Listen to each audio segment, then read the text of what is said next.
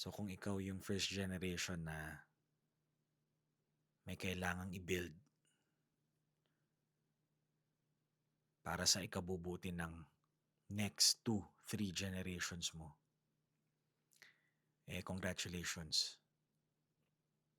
Alam kong nagpupuyat ka. Alam kong pagod ka. Alam kong hindi ka matahimik. Alam kong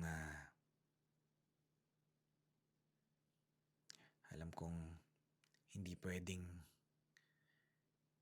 pwedeng magkamali. Alam kong hindi pwedeng matalo. 'Di ba? Kailangang maipanalo mo 'to.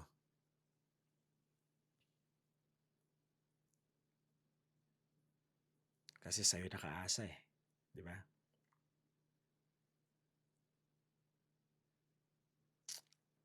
Congratulations dahil nagkakasakit ka. 'Di ba? Congratulations dahil posibleng hindi ka naiintindihan ng mga nasa paligid mo kung bakit sobra ka kung magtrabaho.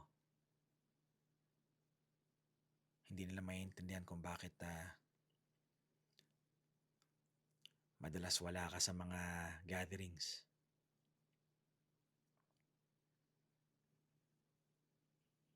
Hindi nila maiintindihan kung bakit subsob ka sa trabaho siguro iniisip na nila na mukha kang pera. Pero alam ko na alam mo na hindi ito para lang sa pera. Hindi pera.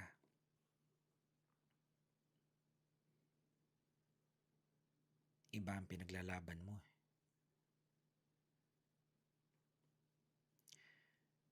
Pinaglalaban mo yung magiging stability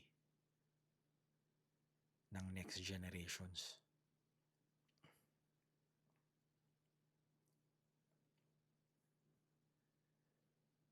And congratulations dahil hindi ka pa rin sumusuko.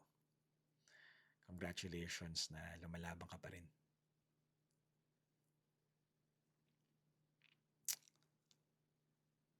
At kung napapanood mo to, maniwala ka na hindi ka nag-iisa. At maraming tulad ko na nakakaintindi sa'yo. So, congratulations.